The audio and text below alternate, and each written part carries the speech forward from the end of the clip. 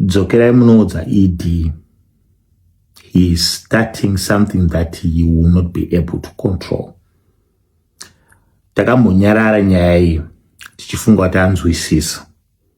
Hatina kunyarara nekuti auraya Comrade Geza. Tozviziva kuti munhu akauraya Comrade Geza ndiye. His own instructions and his boys with everybody else who came from Kwekwe. With all the money that went through the borders, we know that. But get this right. Munhu wese angari involved panyaya ya Comrade Geza's death. Munhu wese. Izvo hapana zvakakwekwa apa. Zvakazara mujoza umu. Understand one thing. When time comes, you run. Nyika inotongwa nekuchengetedzwa nemasoja negidi. Let me be very clear and very precise. Nyika inotongwa nekuchengetedzwa nemasoja negidi. Our military is there to protect the borders of our country and the constitution from external and internal invasion. End quote. Nyika haitongwi ne lipstick. Nyika haitongwi ne lip singing. Nyika haitongwi ne makeup. Nyika haisi kuzotongwa nevana vadiki vasingazive zvavanoita nezvavanotaura.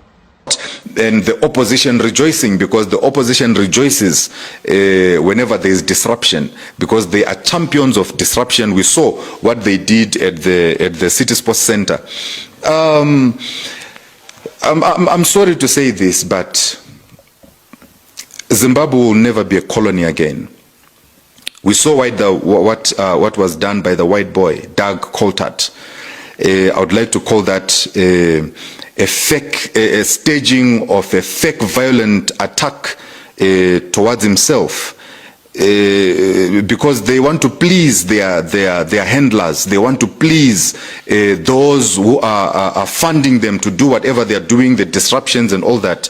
So the opposition, they are champions of disruption. I led a church in East London. We had a church of maybe plus minus 4,000 people.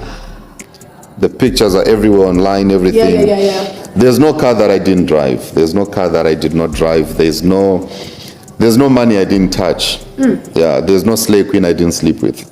Yeah. And were they at the front? In the front? There's nothing that there's no type of drug that I didn't take. I took cocaine, I took everything, and I'll still go and preach, because the power was not in what people will be thinking, this is where the power is. No, the power was somewhere else. I'll take cocaine and go and stand in front of the people in church, and I'll mess them up. Yeah, I'll mess them up. I'll still tell them, this is your name, this is your name, you come here, you are coming from this place, this and this and this and Ndere kumirira the basic Zimbabwean. Kubva kuunhapwa, utapwa, unouyisiwa nevanhu vane gandase redu iriri, vatinogara navo, vatogona kuti maleaders edu isusu. As you know, I often say, basa remasoja ndere kuchengetedza nyika, to protect our country from the borders and all the way to internal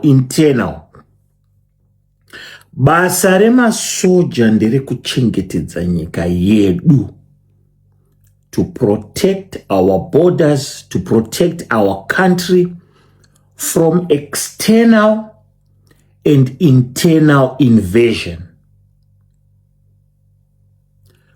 Basa remasoja nderekuchengetedza constitution. When we talk about internal invasion, we're talking about the constitution of the country. Basa remasoja nderekuchengetedza musha wedu unonzi Zimbabwe. Hakuna imwe role yemasoja iri above that.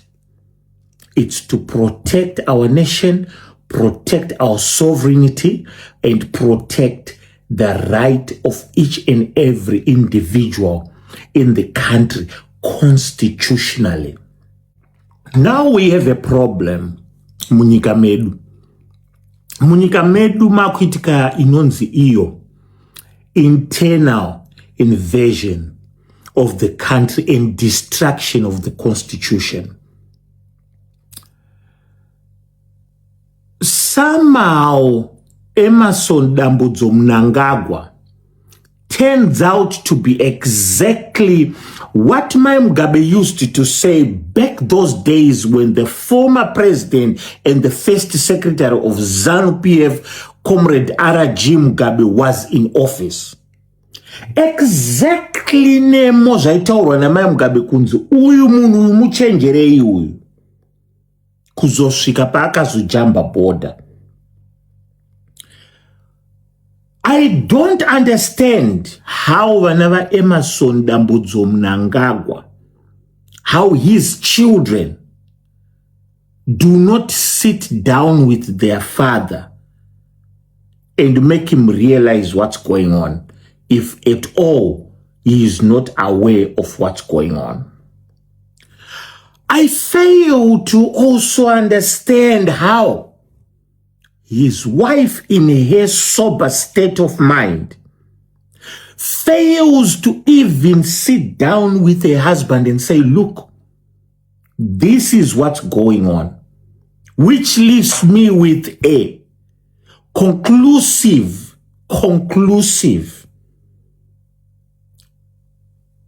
outcome ekuti maybe Mnangagwa is behind everything. He is playing dumb to us. I'm a constitutionalist. I am this and this and this. I wrote the constitution because of this.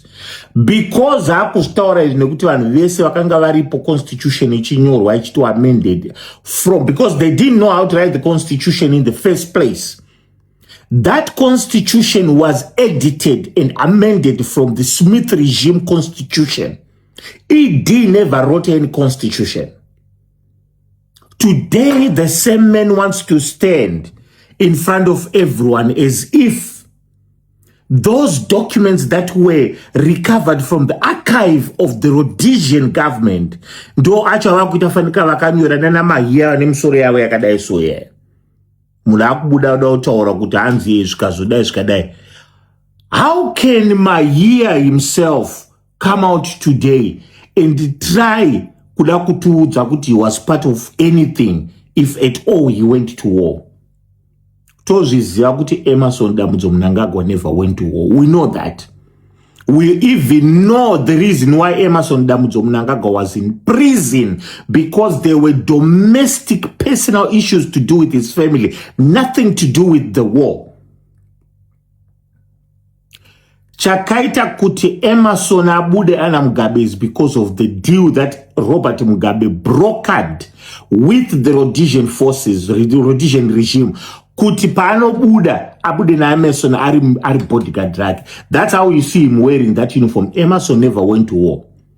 If truth be told, Emerson never went to war. Unoza, I don't understand why vanavema war veteran vakapusa sterek. I do not understand why vanavese vema war veterans, why vakapusa to that extent of not questioning how their fathers died. Most of them are tukutaura vaka vazhinji vanawo war veteran vari kuma 40s 50s.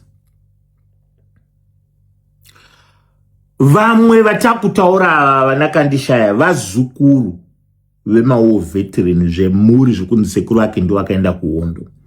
I don't understand how they don't question a lot of things, particularly people that were in Harare province. I don't understand kuti say vana va Amos Smith as vasingatauri vasingabvunze kuti akasungirira baba vavo mumota ndiani. A lot of questions that were starting to come up politically. There is one man behind every death that happened in Harare. One man and one man only. At the end of the day, you must understand one thing. Vese avafana vakutanga kumanyisiwa vachinda kumbera. Vachinzitaura kuti zvikazoti Zimbabwe will never be a colony again. At what stage in this century do you even verify that kind of a point? Kuti Zimbabwe will never be a colony again. A young man of 33 years old who was born way after independence today comes up and tries to use that ticket. Huh? A ticket that should be talked about in the 70s. And somebody comes along. Zvinhu zvasina kana idea kuti zvakaitika here kana kuti chichi chaitika kana mbuya vake. Mbuya vaJaisrael hawana kuenda kuhondo, sekuru vake havana. Possibly ana kana one relative yakaenda kuhondo. Dai anga anadzo akajoina ZANU-PF kudhara. Most likely vanhu vekumba kwavo vese vaita zvechechi. We want to come to a point yekunzwisisa zviri kuitika. Hakuna chinhu chinochengetedza peace munyika kudarika munhu anonzi musoja. Ndinzwei masoja, ndinzwei today war veteran, ndinzwei mese vari vehondo. Muchapera mese, I've said this. I talk like this because I come from the Midlands province. I come from the Midlands province. Very well known in Kwekwe, very well known in Gweru. I come from the Midlands province. This creature you're playing with will wipe you off, all of you. Munopedzwa. The issue is some of you will start to know man Jeds as of this minute, this time, and this day. I know Mnangagwa on a personal basis from years back. Mnangagwa will use you and he will throw you under the bus. And when he throws you under the bus, he will tie you to a tree and crush you with the bus. I hope you understand what it means. Hakuna munhu anoshandiswa na Mnangagwa no survive unless what is. No one in the intelligence that has been used to those points of getting well known that has survived Emerson Dambudzo Mnangagwa. Very few that are very vengeful. Those few individuals are very vengeful, even though some of them are still in the shadows. They are very vengeful. So much that they vow, some of them, that they're gonna get the guy somehow. Vese varikumanyisa mantra ya 2020, 30, whatever, 20, 30, 20 chakazoti, 20 this, 20 rubbish. Dzokerai munoudza ED. He is starting something that he will not be able to control. Takambonyarara nyaya iyi. tichifunga kuti anzwisisa. Hatina kunyarara nekuti auraya Comrade Geza. Tozviziva kuti munhu akauraya Comrade Geza ndiye. His own instructions and his boys with everybody else who came from Kwekwe, with all the money that went through the borders. We know that. But get this right. Munhu wese angari involved panyaya ya Comrade Geza's death. Munhu wese. Izvo hapana zvakakwekwa apa. Zvakazara mujoza umu. Understand one thing. When time comes, you run. And for the fact of the record, J. Israel and whoever you're working with right now, don't get involved in things that you cannot handle. I do not understand whether you understand, or I'm not sure if you do at all understand the weight of this war.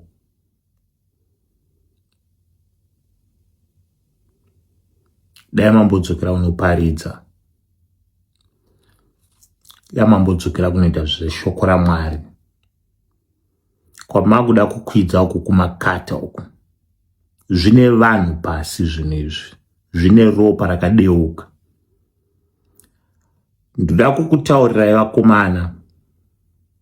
Imimi masoja imimi.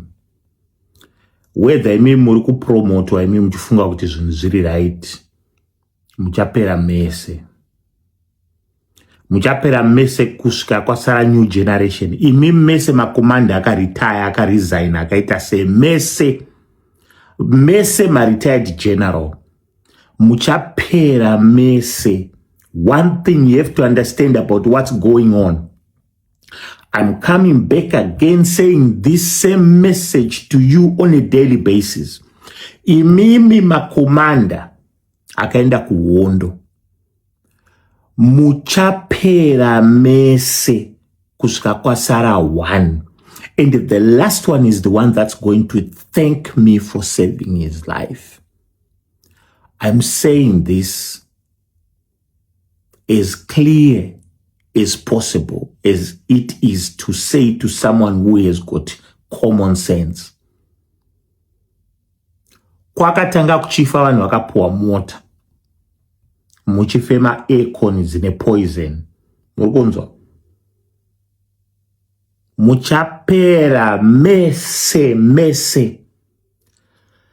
A list of 102. A lot of those people that are on that list are the retired generals, retired army commanders, retired war veterans. Ma war veterans. Murikunzwa? Let me repeat this clearly so that you understand. Ma army generals, retired army generals, ma colonel. Murikunzwa? Mese mimi ma war veteran akaenda kuhondo. Vakazo retire after 1980. Vakaretire vakabva kuhondo vakadecide havasi kuenda kuhondo. Vese particularly imimi vekuchimani uku kuchipingi. Masita mazhinji ari palistika ndekumusoro uko kwaHarare uko. Nekubulawayo. Mese masoja ese muzipra. Ese akanga aripo. Muchapera mese. I have not yet been granted the right to read those names, but I've been told to pass this message. What I can say to you is that I have been communicating.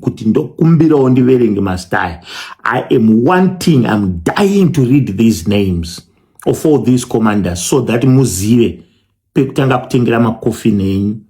Mutange mafonera nyaradzo muvaudze kuti no ndo zvakuitika izvi. Ma army general, ma retired army general ese muri pama 1. Number 2, vaive varifunga kuti vari kupromotwa vaive. It's just a way to eliminate you. Ene basa rangu ndiri kuenda kutaurira chokwadi. Basa rangu ndiri kuenda kutaurira chokwadi. Number 3, hakuna chinhu chinonzi bill number 3. Just understand this. Basa remasoja ndere kuchengetedza nyika from external invasion by forces from other countries. Number 2, basa rekuchengetedza remasoja munyika medu ndere kuchengetedza against internal invasion, those that go against the constitution of the country. Ininda pedza. Emerson Dambudzo Mnangagwa ari kutendera chinda kunana Ghana kuna nani kuita try to threaten everyone. General Chiwenga, let me pass this very strong message to you. I do understand your position. I do understand how much you respect the Constitution. But when things get to this point, as much as you defended the Constitution the first time, let me say this to you, General Chiwenga, someone else is going to defend that Constitution. Not against you. You are not part of this story. You are not part of this problem. You are not part of this equation. Someone else will defend the Constitution of this country against internal sources of distraction. When that happens, it's going to happen so fast. Starangwiri Mondiziva, Tinon's man Jez the Ananaki, the royal bloodline.